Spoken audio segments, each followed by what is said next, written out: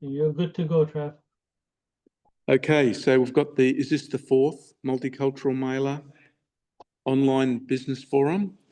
So this is, it's sprung out of Shocket's ideas and his experience, and it's been a wealth of knowledge so far, and it's only just the beginning. So I'll just hand it over to you, Shocket, and hopefully this one will be as good as the others. I'm sure they will be, and we'll have many more to come. Sure do. Did you want to quickly introduce Multicultural Mailer, Travis?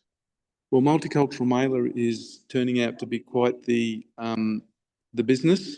We've grown 10 times in size in the last year. We help community, business and employment people in those areas. And now we're concentrating on business, and that's why we're so interested in this program. And we're so happy that it's chugging along nicely. Awesome. So let's get to it. Question I asked for the viewer to respect their time is, are they in the right place?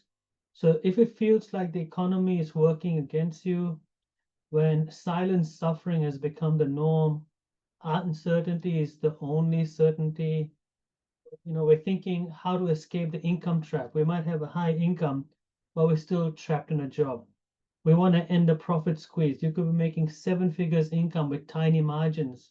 All it takes is it's a tipping point, a small change, black goes into red. The other issue is standing out from a sea of competitors. And ideally, we want our competitors to do the work, the hard work. We want to do the smart work.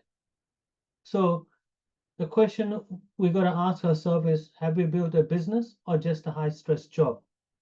It might be growing, but we're still the chief firefighter. We're there to solve every problem. It feels less like a business, more like a luxurious prison we've built ourselves. And if we take a month off, would there be anything left to come back to? And if so, how much?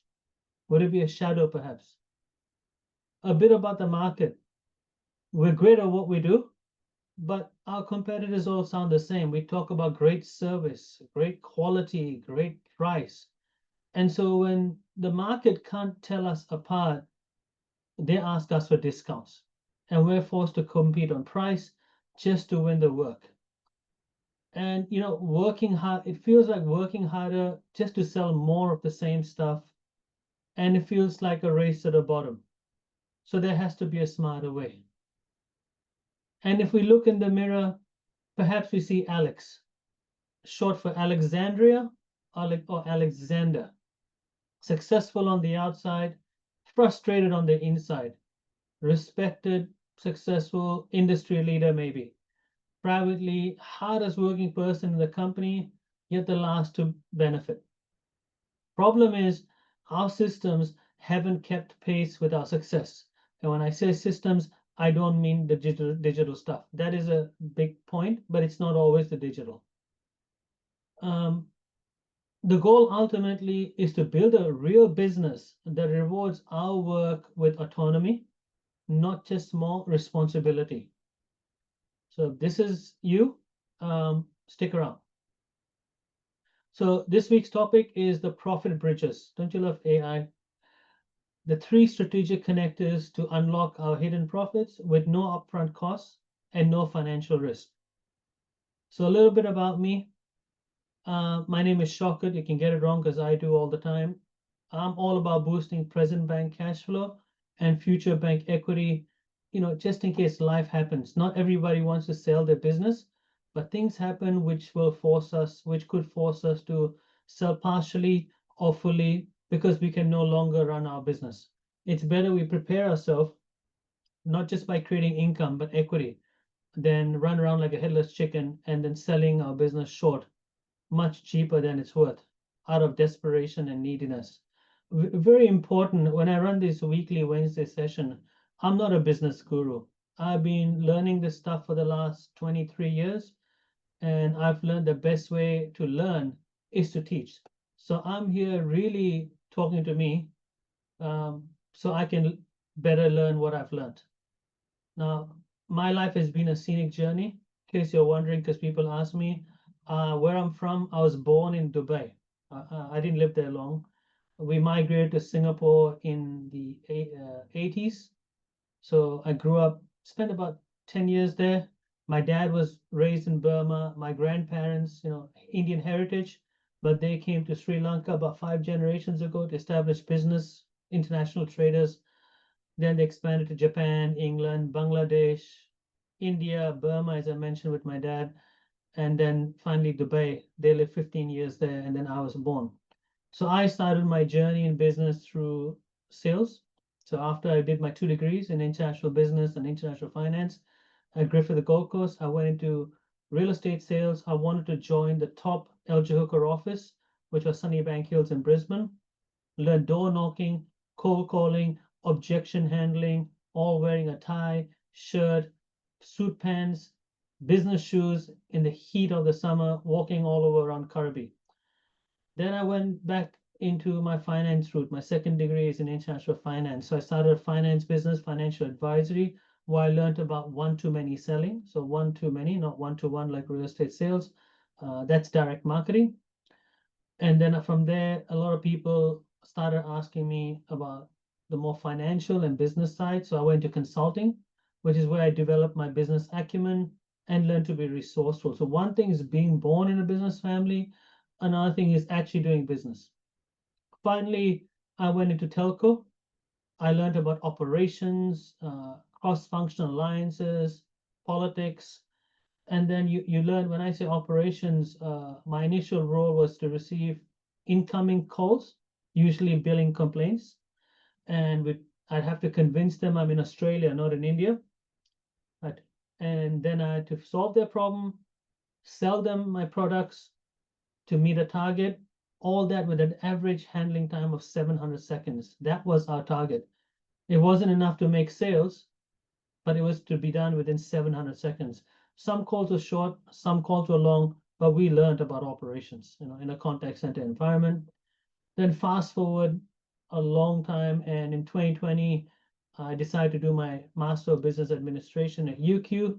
I was bored with my work. One thing I learned there is that the smartest person in the room is the actual room, surrounded by executives, CEOs, all the smart people from different industries sharing their different perspective. And so I learned very quickly, while consultants and coaches are important, really you need to have that relationship with a group of people from different industries to really not just grow, but develop, expand, diversify. So if your pain point, your pain point could be, I need cash right now, I need sales right now. It could, or maybe that's not your pain point. It could be, look, I'm fine. What I want is business reformation. I'm dependent on too few customers, too few products. I want multiple streams of income for my business. Or maybe that's fine, but you are now at a stage where you want to multiply the value of your company. So you can earn 10 years of income every 3 years, rinse and repeat. And autonomy is very important. It's not about getting rich, it's about wealth and autonomy, and to do business on your terms. So you're in the right place if all of that resonates with you, but let's get this out of the way. What we're talking about today is powerful, but it's not a prescription. It's a lens and a way to look at the beautiful, chaotic mess that is our business. We are responsible for what we do with it. No representation or warranty is given to the achievement or reasonable of any of this. So by its nature, it involves a number of risks and assumptions. While I prefer to minimize my risk coming from a corporate background, there's no such thing as no risk. So we have to be mindful. Don't take a blowtorch to our business model without a fire extinguisher handy. What does that mean? Start small, fail fast, learn fast, keep the risk and cost to a minimum. Cool? Okay, so back to profit bridges. I want to propose a slightly controversial idea. The very tools that have made our lives so much easier, the internet and now artificial intelligence, thank God, they're also the same culprits that are quietly harming our sales. See, now I'm not anti-technology at all. This whole presentation is through AI. I rely on it just as you do. But think about it, okay? Technology has made marketing so inexpensive and so easy that if we're being honest with ourselves, it's made us a bit lazy. It has created the false impression that that that a few clicks are all it takes to fully optimize our sales. We've forgotten the core principles that are essential for maximizing profit, simply because we no longer have to think about any of them. And the lack of discipline is where the money starts to leak out. Again, use this AI to create these graphics. Couldn't do it on my own. So to really understand this, let's take a quick trip back in time. Imagine it's the early 90s. Now, early 90s, I was still a teenager, but I can resonate coming from a business family. Our main marketing tool was sending postcards. Now, just to send a batch of 25,000 postcards could cost us around $25,000, which is nearly $60,000 in today's money. So we were deep in the red before we made a single sale. And the truly terrifying part, the average response rate was a tiny 2%. That means 90% of our money just vanished. So when we're faced with that kind of risk, we become incredibly disciplined. We don't have the luxury of being lazy. We focus only on what works. So the three key methods emerge as being absolutely critical to survival. These are the foundations of the three profit bridges we're going to build today. They were born out of necessity, but their wisdom, the timeless wisdom, is what will give us an edge in today's easy marketing landscape. So let's pause on the quick money stuff we see on LinkedIn and social media. This is about the real stuff. So we're starting with this first bridge because it is without question the most critical component for growing our profits. Our offer. It's the engine of our business. If the engine is weak, it doesn't matter how beautiful the car is or how great the driver is. We simply won't win the race. We can have the best product, the most effective marketing campaign. But if the offer itself doesn't resonate deeply, we'll always be puzzled by underwhelming sales. Our goal here isn't just to make a good offer. It's to create a linchpin offer, an offer so powerful, it makes us the only sensible of choice for our ideal customer. So why do so many offers miss the mark? Research shows that a full 90% of them fail. That's an astonishing number, right? The reason is surprisingly simple, yet it's a trap we all fall into. We create our offers based on what we think our customers want. We list the features, we tout the benefits. But that's not how customers judge things. They don't care about the technical specs nearly as much as we do. We're proud of it. They care about the experience they have when using our product or service and the ultimate outcome it helps them achieve. Experience, outcome. There is a classic story about the Wall Street Journal advertisement they did. They talked about two young men. See, the ad didn't mention or sell a subscription to the Wall Street Journal. Look it up. It's pretty cool. It didn't list the paper's features.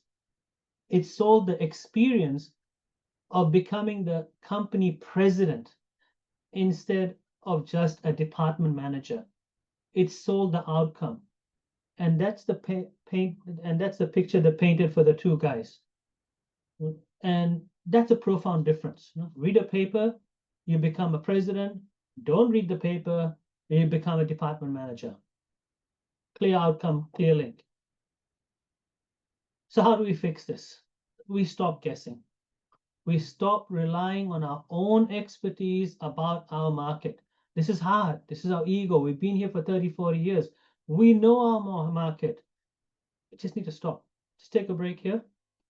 Instead, we must turn to deep customer intelligence. This means talking only to our actual paying customers, not prospects, customers, the ones who've given us money, the ones who've trusted us with their money. So someone who downloaded a free report can't tell us this. Only someone who has paid for our solution can, because they've experienced it. And you can't just send a multiple choice survey. That's just asking them to pick which of our preconceived notions they dislike the least. And our preconceived notions can be wrong.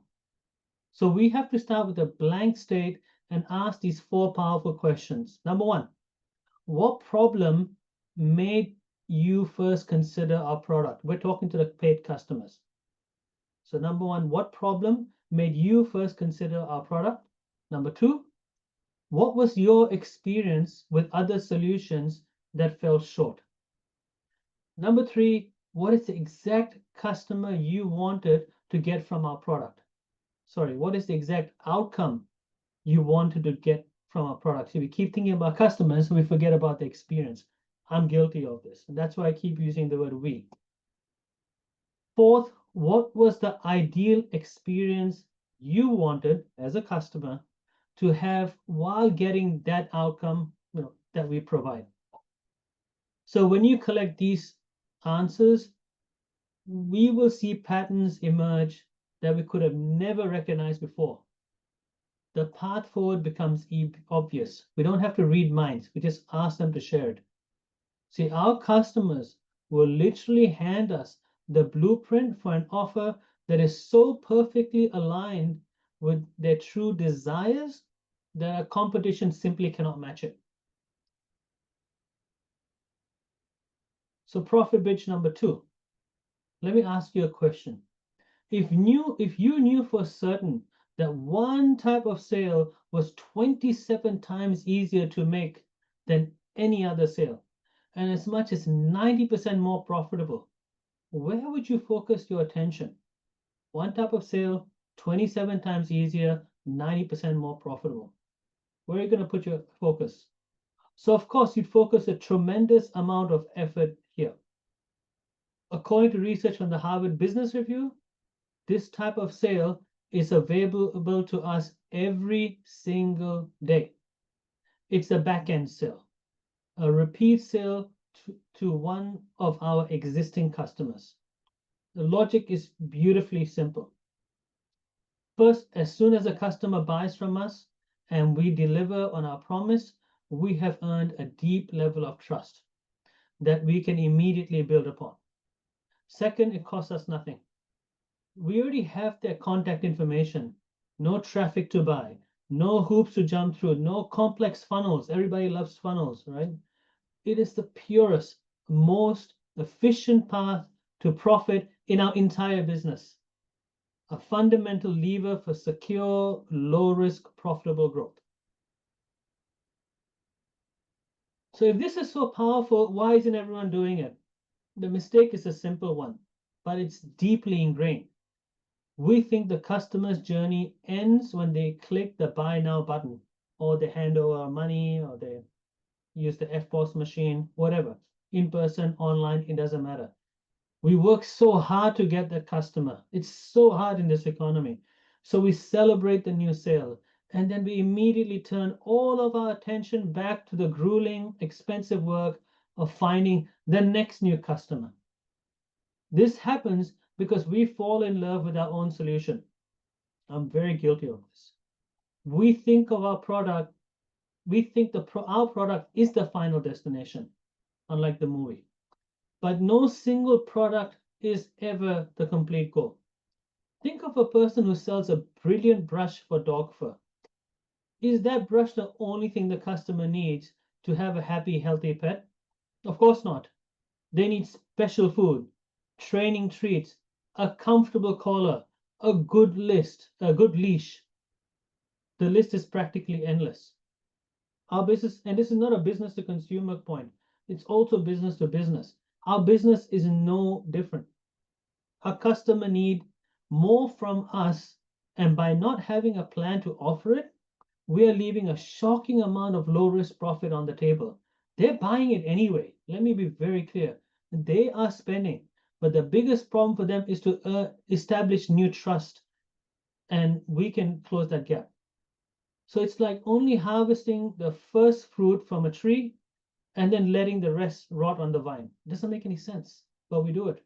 I do it. So the solution is to become the trusted guide for our customers' entire journey. Here are two wonderfully simple and low-risk ways to do this. The first is an immediate automated follow-up sequence. The minute someone buys, they are at their peak level of trust and excitement. I mean, it's fun to buy. It's called retail therapy for a reason. This is the perfect moment to offer them the next logical step. An automated sequence of 3 to 5 emails should be triggered because people forget what they did last 5 minutes, and has to offer a complementary product or service. The second method is simplified strategic alliances. This is brilliant because it's so disarmingly simple. We can't offer everything ourselves. It's an operational nightmare. It doesn't make sense. Product development, it's just too much. So we identify those other complementary products our customer needs because we've built the trust with them, and we approach the companies that sell them. But here's what we don't do. We don't propose a complicated reciprocal deal. I'll do this for you, you do this for me. It just kills the momentum. We just send a short email that essentially says, hey, I have a list of happy customers who trust me, and I'd like to sell your excellent product to them. Are you interested? Who would ever say no to that? It's literally an offer of free money. Our partner does all the work, taking orders, shipping, and customer service. And we collect a commission that is pure 100% profit, might be 95%, depending on how a business sets up. But the main thing is there's no operational strain, there is no financial strain. It is quite possibly the sweetest profit margin in all of business, and our customers are happy. So our final bridge is about a powerful yet often overlooked truth. Not all customers are created equal. The default thinking is that a sale is a sale. A customer is a customer. But this mindset is incredibly restrictive and costs us money every single day. The reality is that a small group of our customers is responsible for a huge portion of our profits, and they are far, far easier to sell to than anyone else. We can find these golden customers by looking at 3 simple data points we already have. Recency, who bought recently. Frequency, who buys often. And monetary value, who buys the expensive stuff. So by simply, and I hope we do have expensive stuff. I hope not everything we sell is cheap, because there's always a small minority who will pay 10 times, even 100 times. It's not frequent, but it's enough to make a difference. So by simply identifying and catering to these groups, you can unlock a new level of profit with almost no effort, because we're focusing our energy where it will have the greatest return. So the definition of working smarter is not harder. Let the competitions work harder, okay? Let us work smarter. And so the mistake here is so common that we often don't even see it as a mistake. Sending the same generic marketing to every customer, not prospect, customer, is inefficient and ineffective.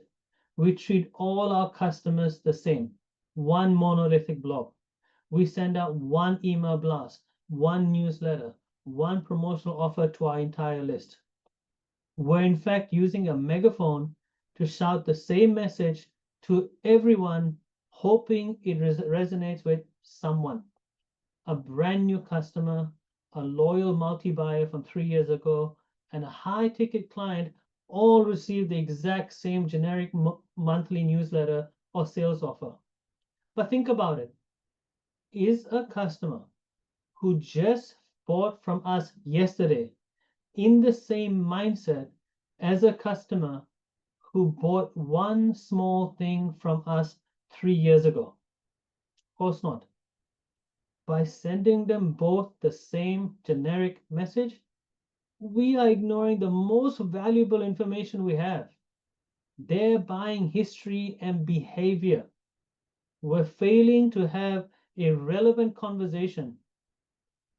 And this inefficiency is where profit quietly slips through our fingers. So the solution is wonderfully simple. We stop using the megaphone and start tailoring our conversations. For our most recent buyers, we strike while the iron is hot. They're primed to buy again anyway. They're excited. A customer who just bought is our most valuable asset. So let me tell you a story of a retail store selling disposable cameras. Now it's a retail store. It's a B2B or a B2C. Let's take that off our head. They sell to anybody, right? Disposable cameras. But this is just a lesson. It can be anything we sell. The principle is the same. So he was horrified at the suggestion of offering someone who just bought a camera another camera the very next day. So someone bought a camera today, and then tomorrow that same person gets an email to buy the same camera again. So he thought his customers would think he was an idiot. And this guy has been in business for 30, 40 years. So it's a qualified opinion. It's not a startup. But, a qualified opinion is an opinion. It's not a fact. But so he reluctantly tested it with a simple email, and sales just skyrocketed. Many customers bought 10 more at a time and thanked him for the offer. The reason they gave is, they want a backup. They loved it as a gift for friends. Some of them actually bought it, used it the same day it broke. So the very next day they were thankful for it. But that is the power of recency. We suspend our judgment and we go back to the most recent sale. Sometimes we offer something we already have. Sometimes we offer something different. So number two, for our frequent buyers, our multi-buyers, it's even simpler. They have proven they love what we do. Otherwise, they wouldn't come back to us. So let's make it easy for them to do it again.